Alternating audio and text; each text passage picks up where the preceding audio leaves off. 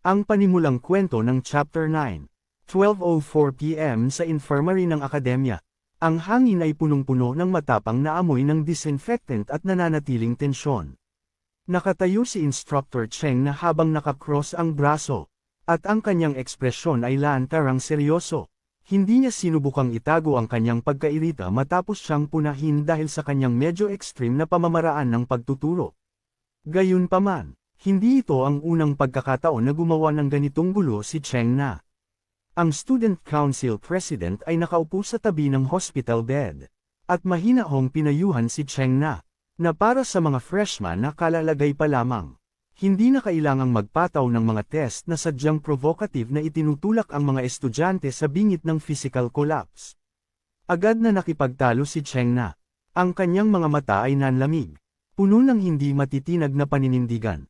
Habang iginiit niya na ang pagiging mahigpit sa simula pa lamang ang pinakamahusay na anyo ng proteksyon para sa mga freshman sa hinaharap.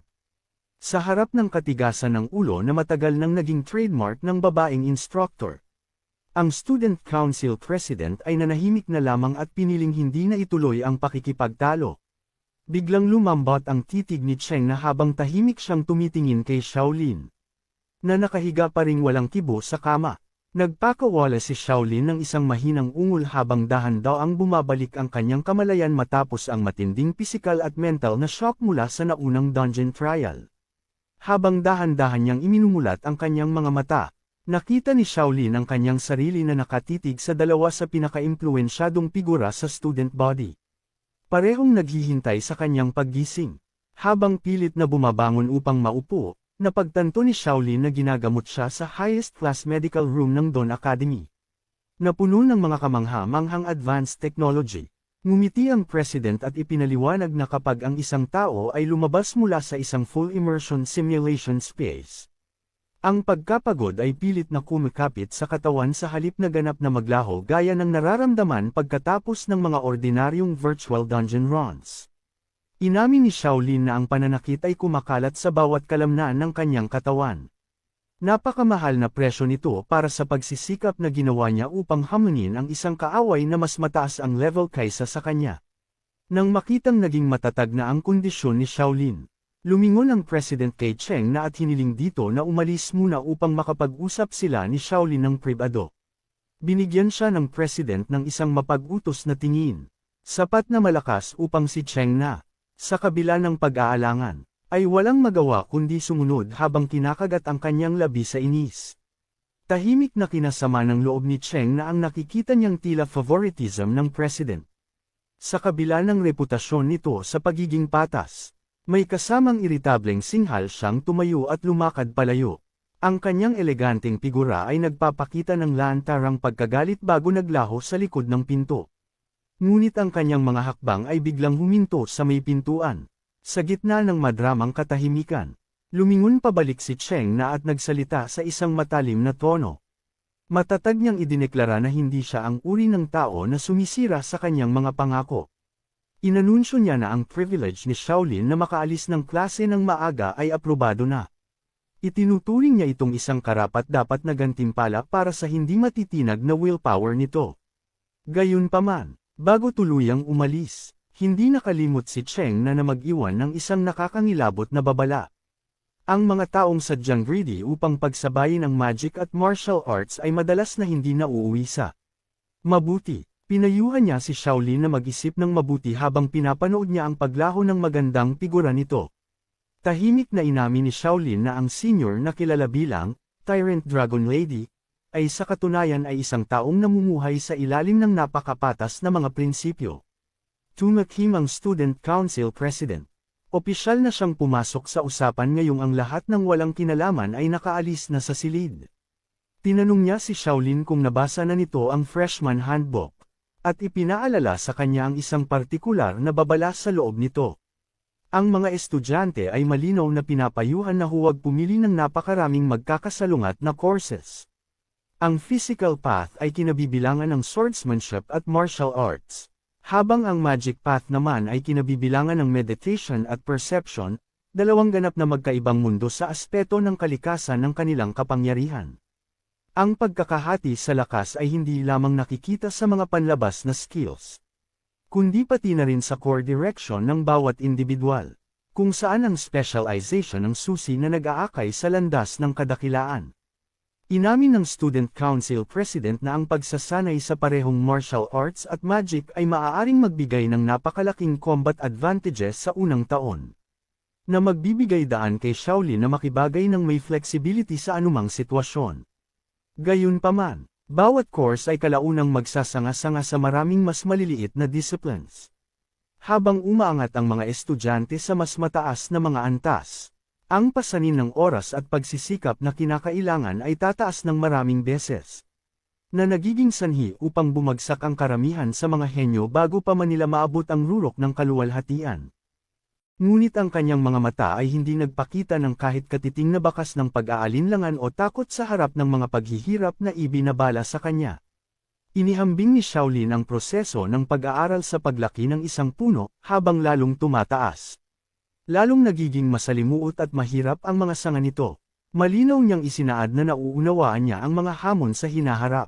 Ngunit gusto niya pa ring hamunin at lupigin ang mga ito, gamit ang kanyang SS-ranked talent na all-around academic genius. Sigurado si Shaolin na kaya niyang pagsamahin ang dalawang magkaibang paaralan ng kapangyarihan at lumikha ng isang development path na kakaiba sa lahat. Nang masaksihan ang ganoong katatag na determinasyon na tila katigasan na ng ulo, nagpakawala na lamang ng buntong hininga ang president sa paninindigan ng misteryosong freshman na ito. Bigla, isang urgent notification mula sa headmaster ang lumitaw sa hangin, na biglang pumutol sa atmosfera ng kanilang talakayan. Natigilan sandali ang president habang binabasa ang mensahe. Kitang-kita ang gulat sa mukha ng isang taong karaniwang kalmado at mapanatag. Sige, Shaolin, ang headmaster mismo ang personal na nag-aproba ng iyong course selection. Hindi na ako tututol pa. Ipinaalala ng president kay Shaolin na ang kanyang bagong class schedule ay ipapadala sa susunod na umaga matapos makumplito ng cerebral core system ang optimization process nito. Nagtaka si Shaolin kung bakit dumating ang mensahe ng headmaster sa ganoong katumpak na sandali. Pakiramdam niya ay palagi siyang binabantayan. Ang mga nagtataglay ng pambihirang talents ay laging isinasailalim sa espesyal na scrutiny. Dahil ang pinakamataas na awtoridad ay hindi kailanman papayag sa posibilidad na mawalan ng kontrol. Nagsimulang maghinala si Shaolin sa atensyong ito na tila lumalampas na sa normal na pag-aalala. Sa pinakasentro ng akademya ay nakatayo ang pinakamataas na tore nito, na maringal na nakatayo sa ilalim ng maputlang sikat ng araw.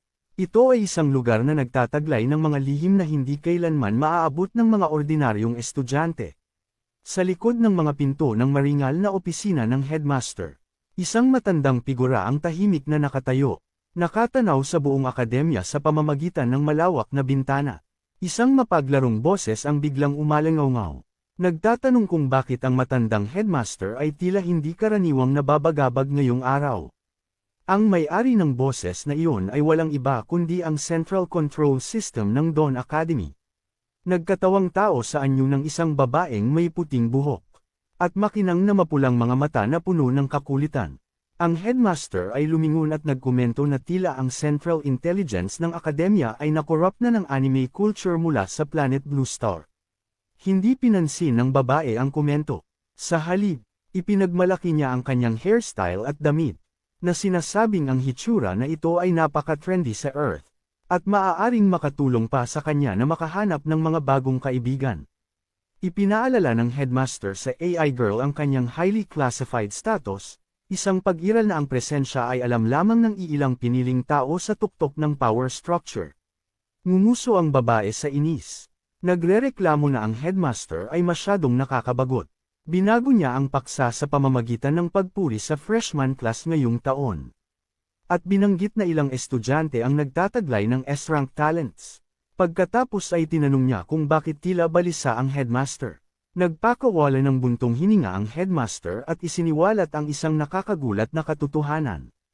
Ang average attribute score ng isang ordinaryong tao ay 10 puntos. Habang ang admission standard ng Dawn Academy ay nangangailangan ng iskor na higit sa 20. Si Shaolin ay mayroon lamang 9 na puntos, isang numero na mas mababa pa sa pinaka-average na baseline. Ang halaga ng isang tao ay madalas na nakakulong sa loob ng mga itinakdang sukatan. Ngunit minsan, ang tunay na kapangyarihan ay umiiral sa labas ng abot ng mga algorithm. Gayunpaman, ang mga talents ay nagigising lamang matapos mag-enroll ang isang tao. Nangangahulugan ito na, sa teorya, dapat ay wala talagang dahilan si Shaolin para makatanggap ng imbitasyon sa simula pa lang. Ang AI girl ay optimistang nagmungkahi na baka ang admissions department ay nagkamali lang. Ngunit ang mismong pagkakamaling iyon ang nagdala sa Dawn Academy ng isang kamangha-manghang variable. Naunawaan ng headmaster na ang isyo ay hindi lamang ang attribute scores ni Shaolin. Ang tunay na problema ay isang malalang kapintasan sa management system ng akademya. Isang bagay na natuklasan niya lang habang sinusuri ang mga record. Ang huling revelasyon ng headmaster ay naging sanhi ng pagyelo ng buong atmosfera sa loob ng malawak na data archives ng akademya. Ang pangalang Shaolin ay hindi umiiral sa anumang enrollment record o admission approval kailanman. At dito nagtatapos ang kwento. Abangan ang susunod na kabanata. Ang panimulang kwento ng Chapter 10. Opisina ng Principal ng Akademya. Isang reconciliation ng new student data ang isinasagawa sa pagitan niya at ng Central Control System. Isang kakaibang discrepancy ang lumitaw. Naitala ng system ang 1360 na enrolled students. Ngunit ang archive ay naglalaman lamang ng 1359 na acceptance letters. Napaisip ang principal, dahil mula nang itatag ang akademya ay wala pang nangyaring ganitong precedent. Hiniling niya sa AI na ipaliwanag ang kasalukuyang sitwasyon. Kinumpirma ng AI na ang bilang na 1360 ay ganap na tumpak. Agad na nagutos ang principal na i-extract ang acceptance letter ni Shaolin para sa inspection.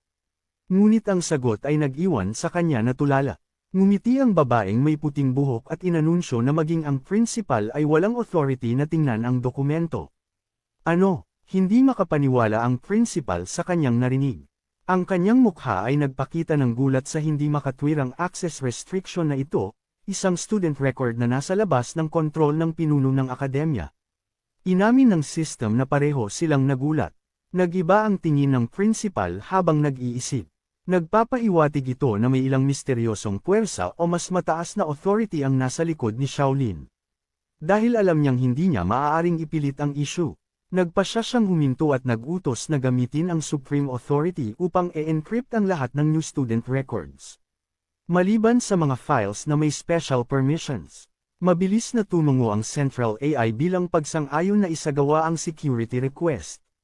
Sa digital space, ang bulk data encryption process ay nagsimulang e-deploy. Ang mga resulta ay nagpakita na 1359 na mga records ang matagumpay na na-secure.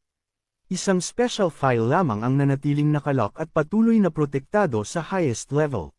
Buong kuryosidad na tinanong ng AI ang principal kung sadyang sinusubukan niyang ibunyag ang pagkakakilanlan ng may-ari ng nawawalang acceptance letter. Hindi sumagot ang principal, sa halip ay inanunsyo na bukas ay kailangan na niyang bumalik sa New World. Ayaw niyang may sinumang walang kinalaman ang makialam sa paglaki ni Shaolin pag-alis niya. Ang mga usapin sa akademya ay ipagkakatiwala na ngayon sa AI. Tumungo ang babae bilang pagtanggap sa responsibilidad. Kinaumagahan sa cafeteria ng akademya. Ang atmosfera ay masigla na may mga hilera ng umuusok na pagkain. Si Zhang Dingding, isang second-year student, ay nagulat nang matanto na ang taong katapat niya ay ang freshman na nahimatay sa unang period at nagdulot ng kaguluhan sa student council.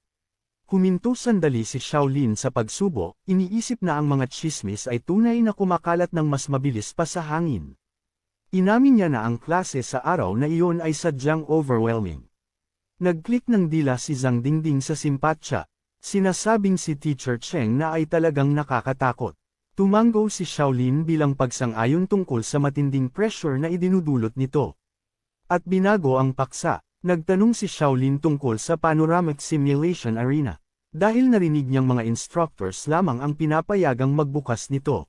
Nanlaki ang mga mata ni Zhang Dingding sa gulat at tinanong kung talaga bang pinag-aralan niya ng mabuti ang mga privileges ng isang class representative. Ipinakita niya rito ang class group management interface sa kanyang handheld device.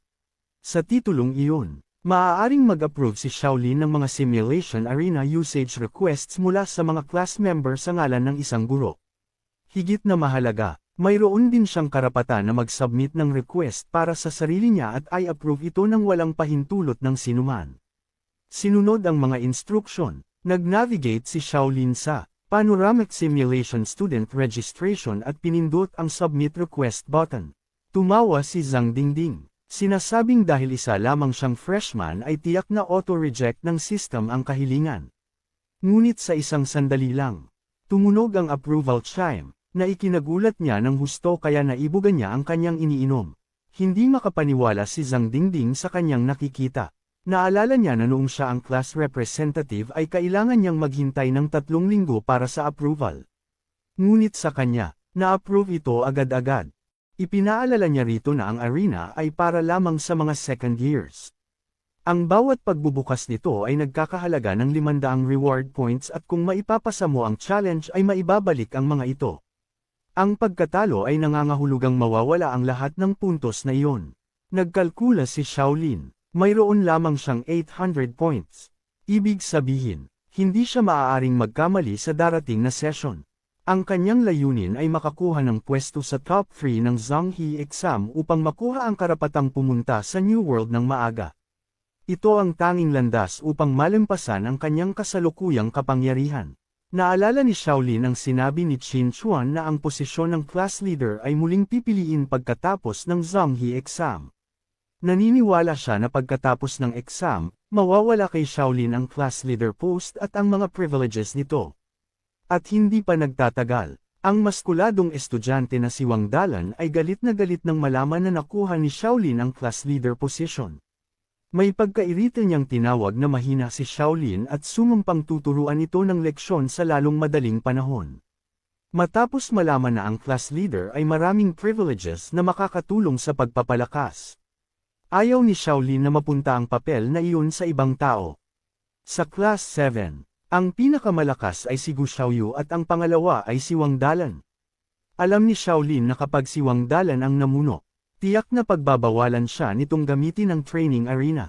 Sa ngayon, sa anumang paraan, kailangan niyang itaas ang kanyang lakas. Nagpaalam si Shaolin kay Zhang Dingding upang maghanda para sa isang matinding training session. Ngumiti at kumaway pabalik si Zhang Dingding habang pinagmamasdan ang papaalis na si Shaolin. Tahimik na humahanga sa matibay na paninindigan ng freshman.